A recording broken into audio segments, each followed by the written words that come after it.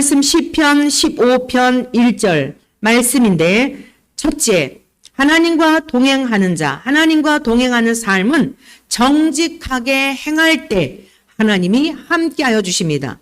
이 사실을 믿으시기를 축복합니다. 하나님은 성품이 정직한 분이십니다. 악이 전혀 없습니다. 거짓이 전혀 없으신 거룩하신 분이십니다. 하나님은 거룩하시다라고 우리가 이렇게 고백을 하는데, 여러분, 이 거룩이라고 하는 것은 구별이라는 뜻입니다. 그러니까 하나님이 창조하신 모든 인생들과는 전혀 다른 구별된 분이라는 뜻입니다. 여러분, 하나님은 우리네 인생들과 전혀 다르신, 우리의 생각이나 우리의 의지나 우리의 결단이나 삶의 행동이나 이러한 것과 전혀 다르신 그런 거룩하고 존귀하신 분임을 믿습니까?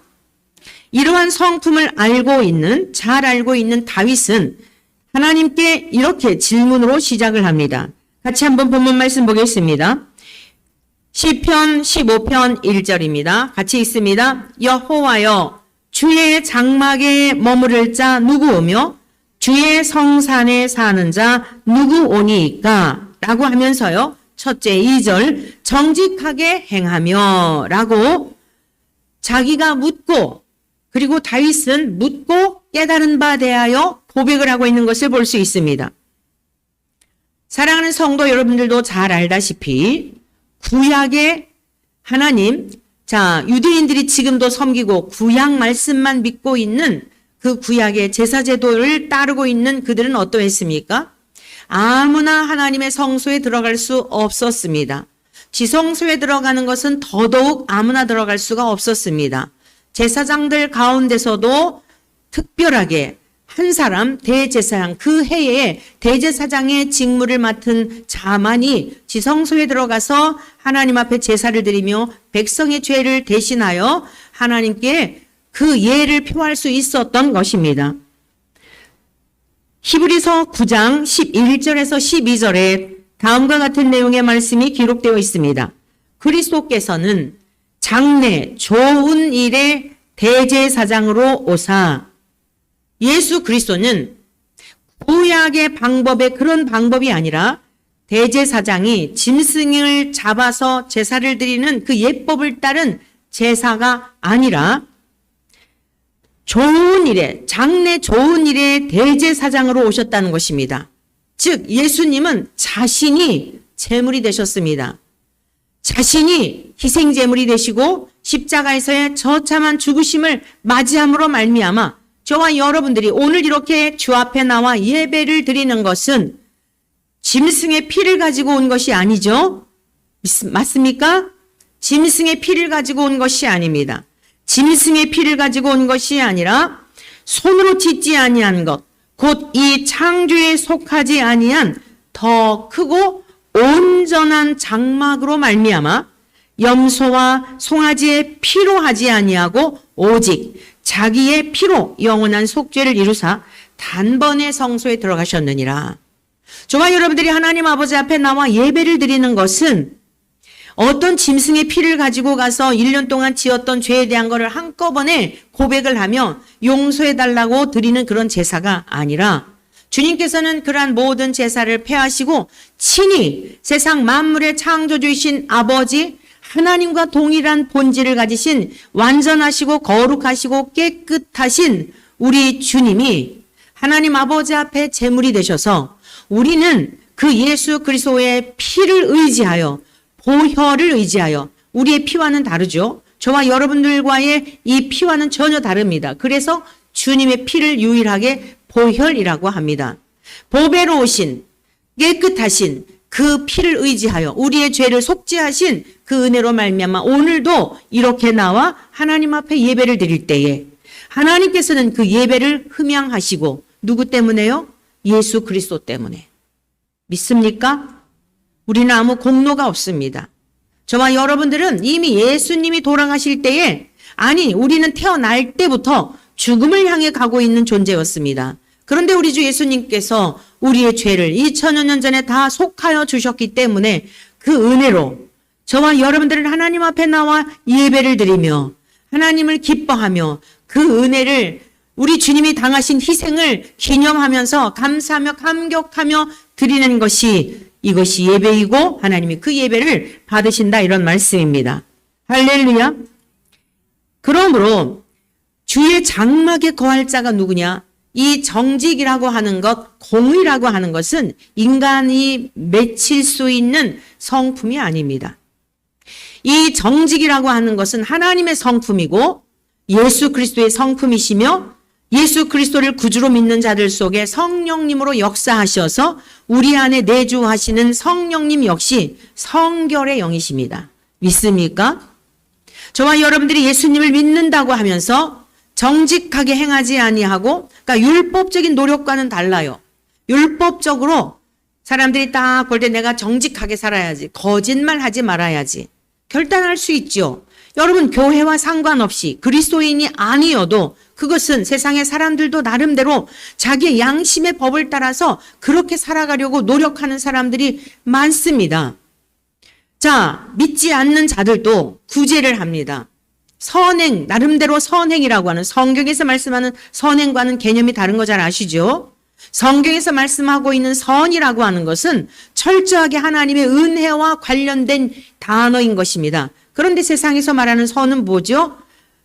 밥 퍼주고 봉사활동하고 오지에 가서 선교하고 내 안에 예수 그리스도의 영이 계시는 줄 착각하며, 대부분 이제 선교지에 가는 것은 그리스도인들이 가죠. 아니, 교회를 다니는 교인들이 가죠.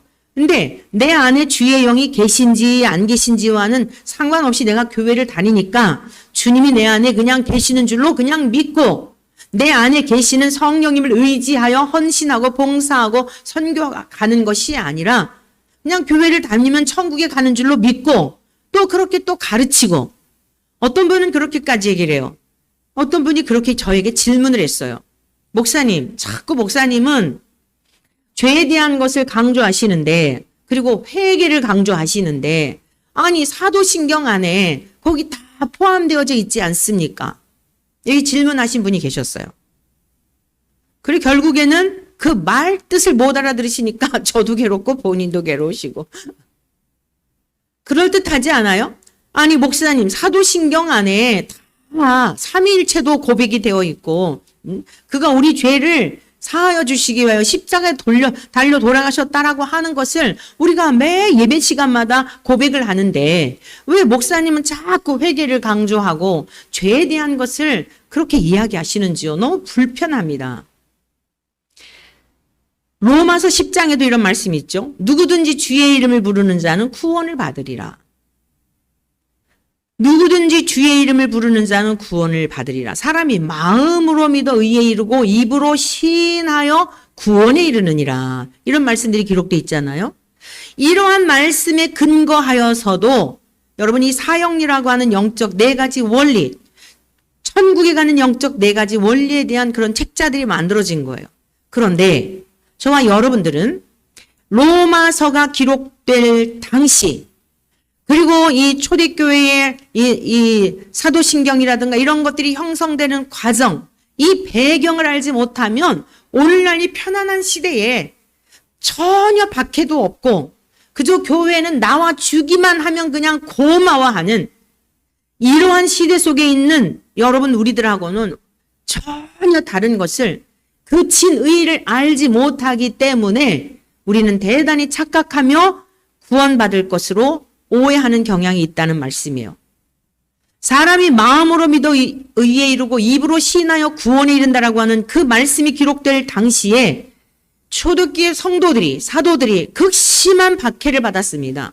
요즘 정부가 아니죠. 야당이 뭐 카톡을 검열하겠다, 뭐 조금만 뭔가 자기들의 비위에 맞지 않으면은 다 지금 제재를 하겠다 해서 무슨 우리나라의 전통적이고 나라가 인정한 파출소가 있는데도 불구하고 무슨 민주 파출소라고 자체적으로 자기들이 파출소를 만들어가지고, 뭘 이렇게 선동하는 것도 뭐 하겠다, 가짜 뉴스도 접수받겠다 이러고 있잖아요. 여러분, 지금 우리 대한민국은 정말 그래서는 안 되지만, 어제 저도 저기 여의도 집회에 다녀왔습니다. 정말 그래서는 안 되지만 왜 이렇게 젊은이들이 막 그냥 일어나고 지성인들이 일어나고 각계각층에 있는 조용했던 분들이 이렇게 야단들일까요? 지금 이 상황에서 거의 대한민국 고가 기울어지기 일보 직전이에요. 이 어떻게 하면 완전히 이게 기울어지느냐? 다음 정권에서 현재 이렇게 겁박을 하고 마음에 안 들면은 강요들을 탄핵을 하고 29명의 강요들을 탄핵을 했잖아요. 결국 대통령까지 탄핵했잖아요. 처음서부터 대통령이 될 때부터 탄핵한다 그랬어요. 그러던 중에 딱 이제 발목을 잡은 거죠. 여러분, 이러한 상황 속에 예산을 다 삭감을 하고 손발 다 잘라놓은 거예요. 어차피 대통령은 계엄을 선포하지 않았어도 식물 정부가 될 수밖에 없었고 그냥 임기 끝나고 연금이나 타는 그런 것밖에는 할 수 있는 게 없었어요. 그래서 이러한 내용들을 아는 이들은 얼마나 탄식을 하고 정말 절망을 느꼈는지 몰라요. 그래서 계엄을 한 것에 대하여 동의하는 분들은 이 나라의 위기를 알고 있었기 때문에 얼마나 기가 막힌 그러한 지경에까지 이르렀는지를 알고 있었기 때문에 이 대한민국 호가 이렇게 기울어서 완전히 기울어지는 건 뭐냐? 다음에 이 차기 정권이 이제 2년 후에 대선이 치러지게 되고 정권이 바뀌게 되면 하나 이상한 게 없는 가장 먼저 박해 어디서부터 할까요? 교회부터 하는 거예요. 왜? 여러분들이 이러한 소리를 어디서 듣습니까? 그냥 일반 방송이 전부 다 장악이 돼가지고 세뇌를 시키고 있는데 그러니까 무슨 뭐 영부인에 대한 이야기, 뭐에 대한 이야기 계속 듣다 보니 뭐예요? 진실처럼 느껴지면서 국민들하고 정부하고 아니 대통령하고 완전히 중간에서 사이를 갈라놓아서 마음의 증오와 분노심과 이거 안 되겠네. 정말 별의별 온갖 모욕을 당하고 하는 게 지금까지 왔던 일들이거든요. 그러나 많은 외교라든가 여러 가지 면에서 좋은 건 하나도 얘기를 안 하잖아요. 그 내용들을 보게 되면 너무나 많은 업적을 짧은 기간인데도 그 해외 다니면서 여러 가지 대한민국의 일꾼이라고 그러셨잖아요. 대통령이. 그러한 일들을 했음에도 불구하고 이러한 것에 대해서는 전혀 보도가 되지 않고 마치 술만 마시고 또 영부인은 뭐 이상한 짓만 하고 하는 그런 내용들을 계속 세뇌시키니까 여러분 국민들 중에 김건희 여사 좋아한다는 사람 보셨나요? 거의 제 주변에도 보면 다 좋아한다는 분 한 분 거의 만나본 분이 없어요. 저는 반대로 이런 생각을 했어요. 오죽 대통령에게서 책 잡을 것이 없으면 저 부인을 붙들고 저렇게 물고 늘어질까? 저는 이렇게 생각을 했어요. 역으로. 대통령에 대하여 허물이 있다고 한다면 대통령을 직격탄을 날릴 텐데 오죽하면 그럴까라고 저는 역으로 생각을 했다고요. 사랑하는 성도 여러분, 오늘 하나님은 하나님의 성품이 어떤 분이냐면 우리의 귀에 들려지는 대로 하나님은 판단하지 않는 분인 것을 믿으시기를 축원합니다. 눈에 보여지는 대로 평가하지 않는 분이에요. 그러므로 저와 여러분들은 정말 예리한 눈을 가지고 무엇에 첫째 우리의 마음과 전심을 다하여서 깨달도록 노력을 해야 되냐면 하나님의 말씀이 어떠한지 하나님의 성품이 어떠한지에 대한 것을 성경으로 돌아가서 성경의 말씀에 입각하여 우리의 신앙생활을 하지 아니하면 매우 위태로운 정말 이 대한민국이 무너져도 이제 2년 정도 후가 되면 모르죠. 그 안에도 어떤 일이 일어날지는 모르는 일이에요. 전혀 어색하지 않는 태초에 하나님이 천지를 창조하신 것부터 창세기부터 요한계시록까지 기록된 진리대로 설교할 수 없는 이런 상황이 지금 바로 문 앞에 와 있는 겁니다. 여러분 깨어있는 사람들 지금 다 요즘은 숨길 수 없는 정보화 시대라고 그랬잖아요. 다 조금만 조사하면 다 나와요. 저라고 하는 사람에 대하여 타겟을 삼고 유튜브에 올렸던 영상 이런 거 보면은 안 걸릴 게 없어요. 저들의 눈에 볼 때에. 왜? 비판적이었으니까. 광장에 나가서 제가 대선 있기 전에 노골적으로 광장에 나가서 뭐라고 제가 외쳤습니까?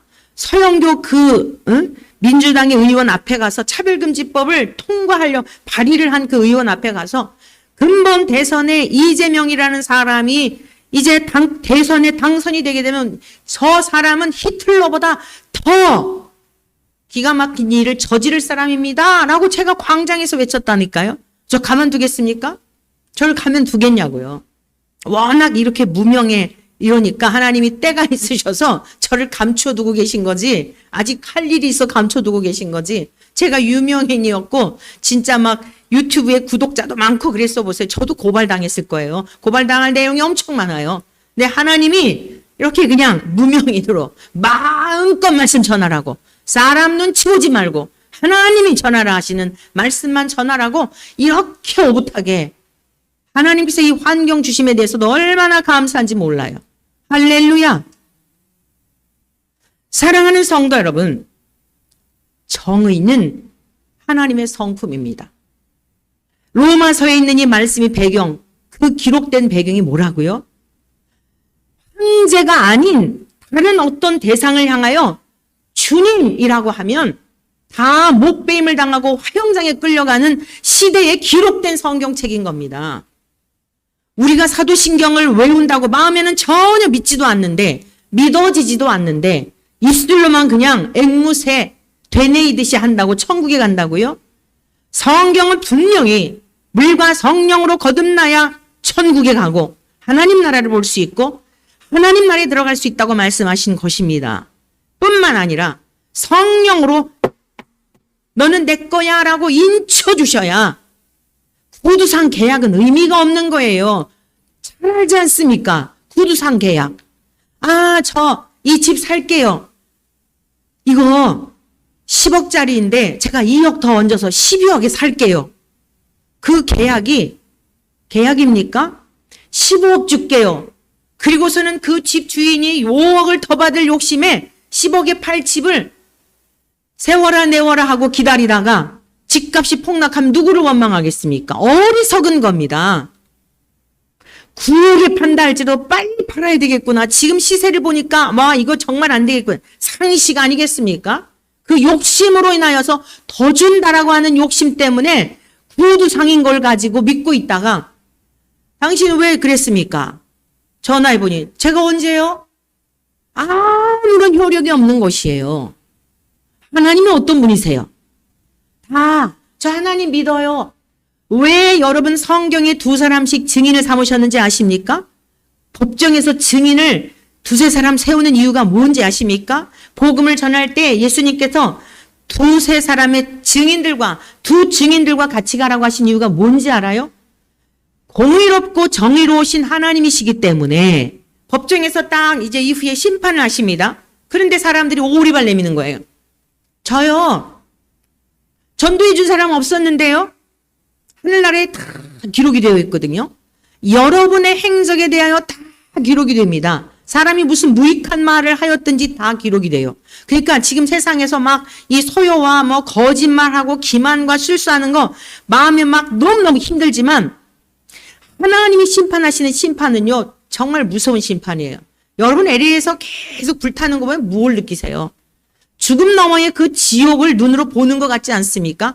죽음 가운데 제일 고통스러운 게 불에 타 죽는 거라잖아요. 지옥은 죽지도 않아요. 계속 고통스러운 거예요. 그러니까 여러분들이 막 열받을 일이 없어요.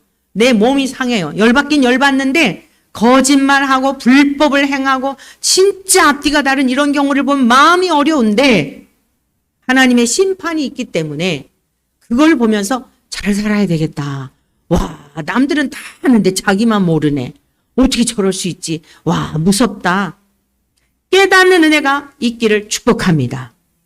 로마서에 기록된 배경, 오직 황제를 향해서만 주라 고백을 해야 되는데, 그것이 신앙이에요. 그게 신이니까. 그런데 아닙니다. 우리 예수님만이 나의 주님이십니다. 이 고백을 하는 것 때문에 죽임을 당한 거예요. 근데 지금 이렇게 편안하게 그냥 놀러 다닐 거 다 놀러 다니고 내가 하고 싶은 거 다 하고 기분 좀 하면 교회 나오고 또 뭔가가 가정에 문제 있으면 그제서야 또 나오고, 여러분 이래가지고 어떻게 천국이 무슨 쓰레기장입니까? 아니, 하나님이 뭐가 아쉬워서 우리들에게 뭘 사정을 하겠어요? 기회를 주신 것만으로 충분해요. 하나님은 저와 여러분들에게 그동안 주신 기회, 은혜로 정말 살아온 삶을 돌아보면 감사할 것밖에 없고 감격할 수밖에 없는 이 은혜. 여러분 저만의 고백입니까? 여러분 모두에게 여러분 가정에 베푸신 은혜 아닙니까? 할렐루야! 은혜를 입는 자가 되지 않기를 바랍니다. 존귀치 않아 깨닫지 못하는 사람은 멸망하는 짐승 같다 그랬습니다. 하나님 우리를 귀중히 여기셔서 예수님의 피값으로 말미암아 정의로우시고 공의로우신 그 하나님께서 성자 예수님을 보내주시어 우리들의 힘으로는 안 되니까 그 공의롭고 정의로우신 성품이 전가되어 그 삶을 살아내기를 바라시는데 어떻게 예수님이 내 안에 계시는데 거짓을 말할 수가 있을까요? 진리에서 왜곡된 걸 말할 수 있을까요? 여러분 여기서는 이렇게 저기서는 저렇게 이중적으로 그럴 수가 있겠습니까?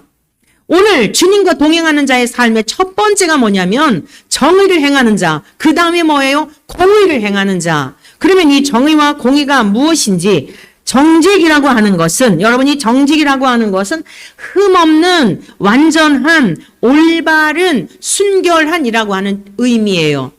다시 말씀드립니다. 이 정직이라고 하는 것은 정직하게 행한다 그랬는데 흠없는 완전한 올바른 순결한. 그럼 여러분이 들으면서 의구심이 들지 않아요? 어떻게 흠없을 수가 있지? 여러분 여기 지금 컵이 있습니다. 지금 이 컵은 완전합니다. 기스도 없고 전혀 문제가 없다는 뜻이에요. 컵으로서. 그런데 여기에 금이 갔다든가 이가 빠졌다든가 하면 이거는 이미 흠이 있는 거예요. 금이 갔어도 금이 아주 얇게 가서 물을 담아 마실 수는 있다 하더라도 이거는 정상적인 상품으로 판매할 수가 없어요. 객관적으로 누가 보더라도 이게 흠이 있는 거예요. 만약에 금이 갔다면. 그런데 우리는 이미 태어날 때부터 모든 사람이 죄를 범하여 하나님의 영광에 이르지 못한 존재가 된 거예요. 동의하시지요? 흠 있는 존재라 이런 뜻입니다. 모든 인간이. 그런데 어떻게 우리가 정직하게 행해요? 어떻게 우리가 순결하게 행할 수 있습니까? 불가하다는 뜻이죠. 이건 인간의 힘으로 안 된다는 것을 말씀하고 있는 거죠. 그래서 예수님이 이 땅에 우리의 죄의 값을 지불해 주시고 흠이 있는 우리들을 다시 재창조해 주신 거예요. 다시. 그래서 반드시 우리가 새로운 피조물로 거듭나지 아니하면 하나님 나라에 들어갈 수 없다는 사실을 여러분 믿으시기를 축원합니다. 이 사실을 깨닫는 것이 심령이 가난한 자예요. 안 되는구나. 내가 정말 올바르게 살아보려고 하여도 내가 정말 순결하게 살아보려고 해도 왜 이렇게 불쑥불쑥 솟아나는 죄된 이런 성향들 정말 나는 안 되네. 그럼 어떻게 되죠? 포기하느냐. 막 사는 거예요. 포기하면. 주님을 등지고 살아가는 거예요. 어둠 가운데 살아가는 거예요. 제가 그 전에 글 썼던 내용 가운데 그런 거 있죠? 여러분, 빛, 그림자. 자, 이 중천에 떠 있는 태양을 등지고 가보세요. 중천에 떠 있는 태양을 등지고 가면 갈수록 그림자가 길어지는 겁니다. 앞에 태양을 마주하면 그림자는 뒤로 가게 돼 있어요. 여러분, 참 빛이신 주님 앞에 나를 조명하게 되면 내 모든 것들은 내 힘에 의한 게 아니라 비춰주시는 주님에 의하여서 내 모든 것들이 여러분 그림자, 헛된 그림자를 밟으며 살아가겠어요? 이 뒤에 있게 되면 헛된 그림자를 밟고 살아가게 되는 것이에요. 참빛이신 주님을 모시고 살아가게 되면 나는 흠이 있는 존재지만 태어날 때부터 미움과 시기와 질투와 분노와 음란과 교만과 어리석음과 주님이 마가복음 7장에 조목조목 말씀해 주셨잖아요. 너희들이 뭐 음식 들어갈 때 손 씻지 않고 먹은 것으로 더러운 걸 생각하는데 서기관과 바리새인들은 손을 깨끗이 씻으며 항상 그 짓을 했잖아요. 우리는 깨끗하다. 그런데 너희들이 지금 속에서 나오는 것이 사람을 더럽게 하는 줄을 알지 못하는구나. 속에서 나오는 게 무엇이냐? 악한 생각, 곧 음란과 도둑질과 시기와 질투와 간음과 교만과 어리석음과. 여러분, 한 사람도 예외되는 인간이 없는 거예요. 우리 안에 있는 12가지의 조목조목 주님께서 아주 정말 뜨끔뜨끔하고 낯이 뜯을 정도 어떻게 이렇게 우리를 잘 아시지? 창조하신 분이니까 잘 아시죠. 여러분 이게 우리네 인생이에요. 근데 어떻게 우리가 정직하게 행하느냐는 겁니다. 공의라고 하는 것은 무슨 뜻이냐면 의로움, 공정, 번영, 올바름이라는 뜻이에요. 이 공의라고 하는 것은 히브리어로 체테크라고 하는 이 단어의 의미는 의로움, 공정, 번영, 올바름. 이미 우리는 태어날 때부터 삐딱하니 이루고 살 수밖에 없는 성향을 가지고 태어났는데 어떻게 올바르게 살 수가 있죠? 불가한 거예요. 그러니까 이미 다윗은 자신의 모습을 바라보며 항상 하나님 앞에 살기를 원하였으나 나의 힘으로 되는 것이 아닌 것을 깨달았던 것입니다. 하나님의 은혜로 깨닫게 된 거예요. 다윗이 하나님으로부터 마음에 합한 자라고 하는 칭찬을 받았던 것은 그 왕이면서도 불구하고 왕이란 최고의 권세입니다. 세상에서 가장 높은 자리에 있는 자입니다. 그 이상이 없는 거예요. 그럼에도 불구하고 다윗은 자기가 왕이 아니라 진짜 왕이 있는 것을 그는 믿었던 거예요. 그 왕이신 하나님을 경외했던 것입니다. 여러분 우리나라에도 이러한 대통령이 세워지기를 원합니다. 대통령께서 다시 복직이 된다 할지라도 그 은혜를 입고 그 자리에 다시 복직이 되기를 위하여 우리는 기도해야 할 줄로 믿습니다. 내가 대통령이지만 이 나라의 통치권자는 하나님이십니다. 감옥에서 하나님 앞에 절저하게 지나온 날의 삶을 돌아보며 어린 시절 한때는 목사가 되기를 바랐던 그 마음으로부터 변질되어 그 마음을 가지고 계속 이 길을 오셨다고 한다면 어떨까요? 저는 분명히 모든 사건도 하나님의 뜻이 있다고 믿습니다. 우리 대한민국을 사랑하시기 때문에 하나님께서 이대로는 아니 되기 때문에 하나님이 새롭게 하셔서 새 역사를 이루심으로 말미암아 하나님이 마지막 시대의 마지막 선교국가로 우리 주님 오심을 준비하시려고 하나님께서 행하신 일인 줄로 믿습니다. 오늘 여러분들도 잘 아시지 않습니까? 어제 제가 거기 가서 너무너무 감격했습니다. 왜 감격했을까요? 거기 나와서 막 젊은 분들이 막 이래서 그랬을까요? 제가 십수년 전부터 감신해서 교수들에게 회개를 촉구하고 광장에서 그 채플 앞에서 설교를 하며 학생들에게 애워싸여서 봉변을 당하기도 하고 별의별 일들이 있었지만 거의 이제 20년이 가까이 와요. 학교에 그 동산을 오르락 내리락 하며 어떻게 이렇게 깨어있는 한 사람이 없을까? 교수 중에 한 사람만이라도 진리와 공의를 행하며 에레미야 5장에 있는 말씀과 같이 그리했다면 우리 대한민국 교회가 이렇게 되었을까? 우리 대한민국이 이렇게 되었을까? 거의 20여 년 전에 저는 40년 신학생 다닐 때부터 하나님은 미래에 대한 걸 보게 하셨고 친히 20여 년 전에는 깨닫게 하시면서 슬픈 마음을 주셨던 겁니다. 그래서 나 한 사람이라도 이 급물살을 타고 거짓된 진리가 대한민국을 뒤엎고 있고 강단을 뒤엎고 있는 이때에 나 한 사람이라도 아니다라고 말할 수 있는 지극히 작은 잔돌인 것 같지만 급류가 흐르고 있는 그게 아니라고 내가 계속 버티고 있다 보면 또 다른 돌멩이들이 그 거친 물들을 막아내지 않을까라고 하는 마음의 감동이 있어서 학교에서도 그렇게 싸웠던 것입니다. 사랑하는 성도 여러분, 여러분들이 잘 아시다시피 이미 이 지난해 총선을 앞두고 위기감을 느껴 2023년도에 하나님께서 6월에 감동을 주시어 7월 달부터 10달 동안 총선을 앞두고 함께 기도하지 않았습니까? 그 뜨거운 때학볕에 함께 기도했고 비가 올 때도 기도했고 눈이 올 때도 기도했고 여전히 소수가 지금처럼 이렇게 광장에 많은 사람들이 모인 것이 아니라 미리 알게 하셔서 하나님 앞에 울부짖으며 부정선거가 되지 않도록 한 자리 당선되지 않도록 외치고 부르짖고 회개를 촉구하고 그러지 않았습니까? 그런데 총선이 어떻게 됐어요? 완전히 완패라고 할 정도로 너무너무 실망이 되어서 너무너무 절망감이 되어서 기도할 마음도 잃고 낙담할 정도로 그러하지 않았었습니까?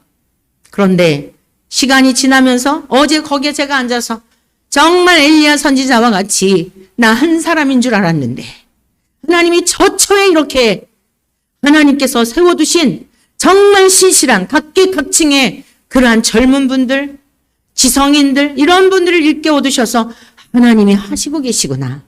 제가 어제 그걸 보면서 내가 할 일은 이제 뒤에서 그냥 기도하면서 제 마음에 소원을 주셨던 것처럼 성냥불 한 겹이면 족하다. 마음에 깊은 감동을 가졌어요. 제가 왜 성냥불 한 겹에 대한 여러분 잘 아시죠? 성냥불 한 겹이가 되기를 원했던 마음 잘 아시죠? 98년도에 김 목사님 돌아가시고 2월 17일 날 장례 5일장을 치르고 그날 이렇게 예배를 드리러 화요일 날 새벽에 예배를 드리러 왔는데 밖에가 다 누전이 되어서 눈이 많이 완 겨울이어서 다 누전이 돼가지고 이 지하인지라 캄캄했다 그랬지 않아요? 얼마나 무서운지. 김 목사님 투병 생활했죠? 5일장 장례를 치렀죠? 그러니까 얼마나 이게 육체적으로 일단 힘들잖아요. 계단을 이렇게 손을 딛고 내려오는데 막 영적으로 오싹오싹 그 두려움이, 여러분 영적 두려움은 이 육적 두려움과 달라요. 막 소름이 돋고 얼마나 무서운지. 제가 내려오면서 왜 내려왔냐? 너무 무서워서 뛰쳐나가고 싶었어요. 이 영적인 그 두려움. 그런데 막 싸우는 거예요. 제 영이 싸우는 거예요. 만약에 제가 이거 두려워서 무서워서 뛰쳐나가면 다시는 이 교회에 못 올 것 같더라고요. 이겨야 할 것 같더라고요. 그래서 계단 한 걸음 한 걸음 내려오면서 성령님이 깨닫게 하셨어요. 제가 내려온 이유가 있어요. 성냥불 한 겹이만 찾으면 불을 붙여서 오늘 촛불 예배를 드릴 수 있을 테니 제가 내려오면서 성냥불 한 겹이, 성냥불 권사님들이 어디다 주셨을까? 더듬더듬 하면서 성냥불 한 겹에 대한 마음의 소망을 갖게 된 거예요. 암흑으로 짙어가는 이 시대에 그래, 횃불이 아니라 성냥불 한 겹이 촛불에 붙이면 그것이 또 다른 불을 붙이게 되고 또 붙이게 되고 또 붙이게 돼요. 하나님 앞에 예배를 드리기에 족하겠다.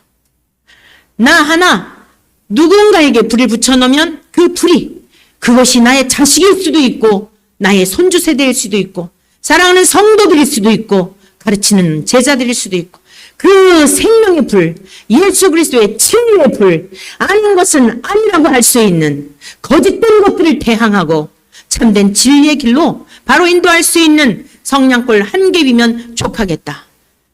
더듬더듬 하면서 내려왔더니 권사님께서, 어떤 권사님이 목사님, 오늘 목사님 오실 줄 알고 저도 왔어요. 저 가스불을 켜가지고 우리 한번 불을 붙여봅시다. 그래서 여러분 가스불에다가 불을 붙여 성냥을 찾고 촛불 예배를 드렸어요. 1998년도에 주님께서 제 마음에 주셨다. 화려한 횃불이 아니라, 기치를 들고 광장에 나간 횃불이 아니라 성냥불 한 겹이 어떻죠? 그건 쓰고 버려지는 거예요. 그런데 버려졌다고 말할 수 있을까요? 계속 타는데, 계속 밝히는데. 제가 어제 광장에 앉아서 혼자인 줄 알았는데 여러분 96년도부터 거리에 나가 복음을 전했죠? 외쳤죠? 동일한 외침이었어요. 모두 다 개교의 성장만을 꿈꾸고 많은 성도들을 거두고 어떻게 해서든지 양적인 부흥을 통해서 누구를 위한 부흥이냐? 정말 영혼을 사랑하는 것이냐?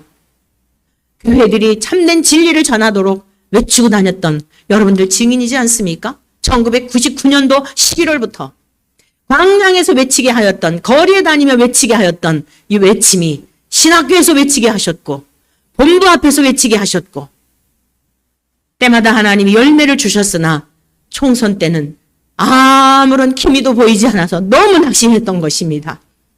하나님, 비가 오나 눈이 오나 기도하게 하신 이유가 무엇이었습니까? 부끄러웠습니다. 이제서야 고백이지만, 여러분들 앞에 고백이지만, 아니 목사가 주의 감동하심이 있어 총선을 앞두고 부정투표가 되지 않도록, 부정선거가 되지 않도록, 악한 자들이, 불법과 불의를 행하는 자들이 되지 않도록 이름까지 거명하면서 이런 사람들이 되지 않도록 기도를 했는데 성도들이 저를 향해 뭐라고 생각하겠습니까? 목사의 권위, 제가 저를 위해서가 아니라 성령의 감동하심으로 기도하게 하셔서 기도했는데 이 참패를 당하고 다수당이 되어 이 폭거를 보면서 주님, 정말 한동안, 정말 얼마 전까지도 기도할 마음이 안 생겼던 것입니다. 그런데 시간이 지나면서 깨닫게 된 게, 이것이 다 기도의 응답이구나. 아프지만 기도의 응답이구나. 여러분 1987년 그땐 정말 믿어지지 않았어요. 20대죠. 개척해서 얼마 안 됐을 때 그때도 나라가 대단히 위기였습니다. 전두환 정권 시절이었죠.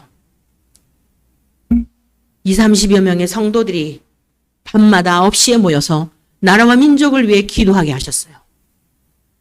그냥 어린 나이인데도 나라와 민족을 위해서 교회 부흥을 위한 기도회가 아니라 나라와 민족을 위해 기도하게 하셨는데 40일이 끝나는 날 6.29 선언이 된 거예요. 그때 제가 이거 뭐지? 진짜 우리가 기도했다고 이게 응답이 된 건가? 안 믿었어요. 의심이 됐어요. 마치 베드로 감옥에 갇혀있는 베드로를 위해 간절히 사도들이 기도했는데 막상 옥문이 열려가지고 오니까 로데라는 그 종이 베드로님이 오셨어요. 그랬더니 미쳤다 그랬잖아요. 기껏 기도해놓고 응답이 되니까. 1987년 6.29 선언 때는 이거 뭐지? 그냥 되려니까 됐나? 이랬어요. 근데 그 여러 일들이 그 이후로 오늘에 이르기까지 기도한 것에 대한 응답들을 보면서 하나님이 확신을 갖게 하셨어요. 우리가 기도한 것은 당장 응답이 되지 않아도 반드시 응답이 된다. 반드시 하나님은 가장 선한 것으로 역사해 주신다. 하나님을 신뢰하시기를 축원합니다. 이것이 하나님의 올바름이고 이것이 하나님의 공정입니다. 그리고 하나님의 공정과 하나님의 올바름은 반드시 깨끗게 하신 다음에 번영을 주시는 분인 줄로 믿습니다. 여러분 더러운 것을 통하여 아주 누추한 것을 통하여 많이 모여오는 것 그것은 번영이 아닙니다. 아무리 많은 제가 꿈에서 보았던 내용인데 살구 같은 것이 아주 그냥 시퍼래가지고 잔뜩 살구인데 매실과 같았어요. 아침 방송 때 제가 드렸던 말씀입니다. 한 보따리 있는데요. 겉으로 볼 땐 너무 싱싱했어요. 그 하나를 집어서 입을 베어 물었는데 여러분 그 안에서 벌레가 나오는 거예요. 뱉어버렸어요. 그리고 발로 밟아버렸어요.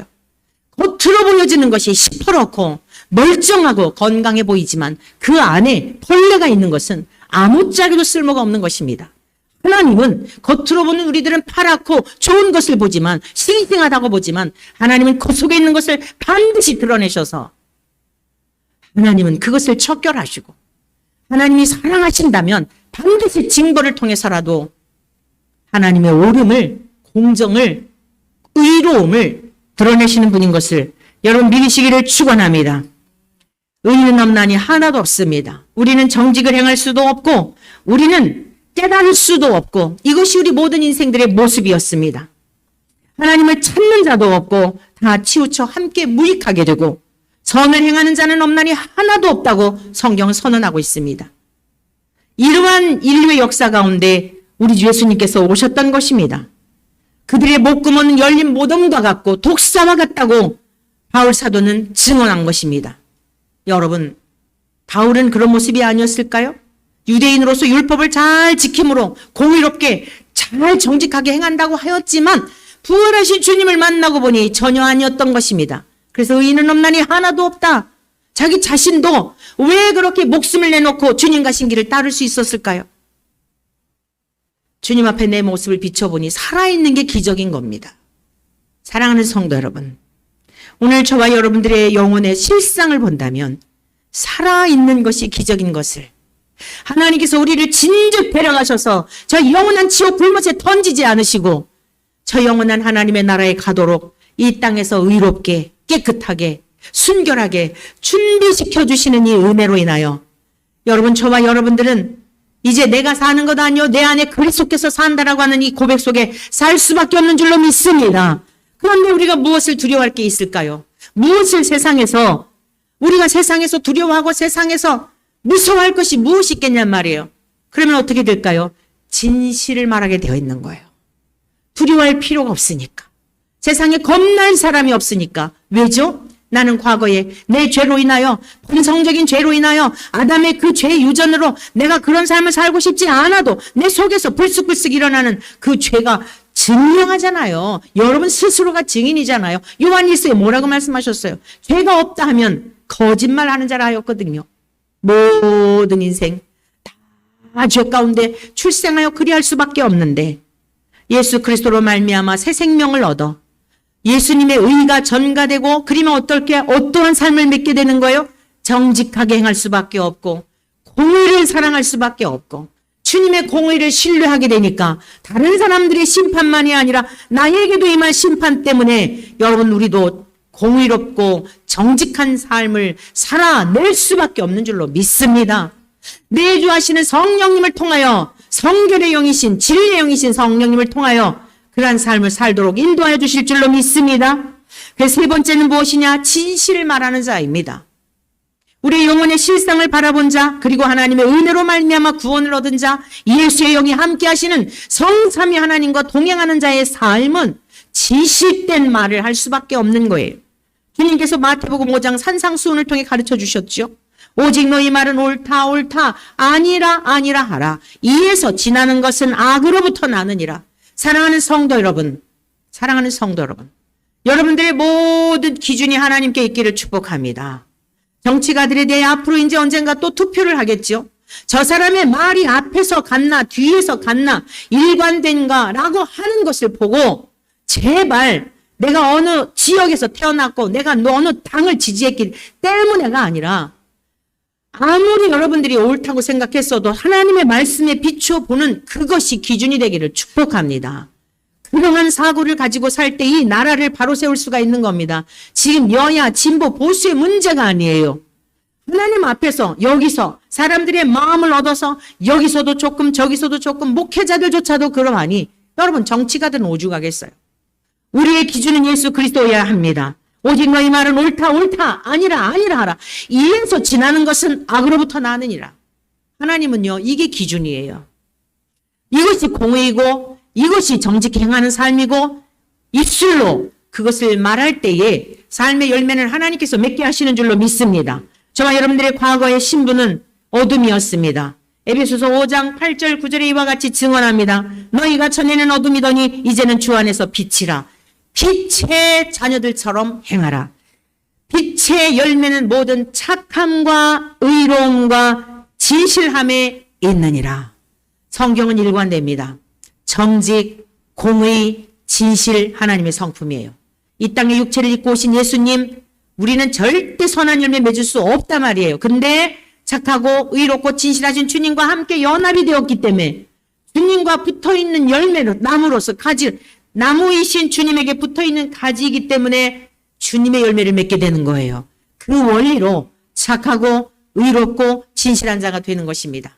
오늘 귀하고 복된 말씀을 들은 우리 모두 명절을 앞두고 이제 긴 여행이 시작되었습니다. 집에 있더라도 여러분들의 마음이 그래야 할 수 있으나 이 시간들을 더 경건한 시간을 삼고 하나님을 더 묵상하고 오늘의 내 삶의 자리를 돌아보면서 여러분 나 자신이 먼저 착하고 진실하고 의로운 삶의 열매를 맺으며 정직하게 행하고 공의를 행하며 진실을 말할 뿐만 아니라 지도자들이 국가의 지도자들이 법관들이 가르치는 자들이 대한민국의 모든 아버지 어머니가 가정에서부터 이러한 삶의 열매를 맺도록 기도하는 그러한 이 연휴를 보낼 수 있기를 축복합니다. 그리할 때 하나님 우리 대한민국을 찢으셨으나 싸매어 주시고 여러분의 가정도 새롭게 하는 여러분의 인생의 여정도 진리 안에서 자유를 누리며 살아가는 천상의 삶을 살도록 인도하여 주실 것입니다. 이 귀한 은혜와 복이 여러분 모두에게 넘쳐나시기를 축복합니다. 아멘.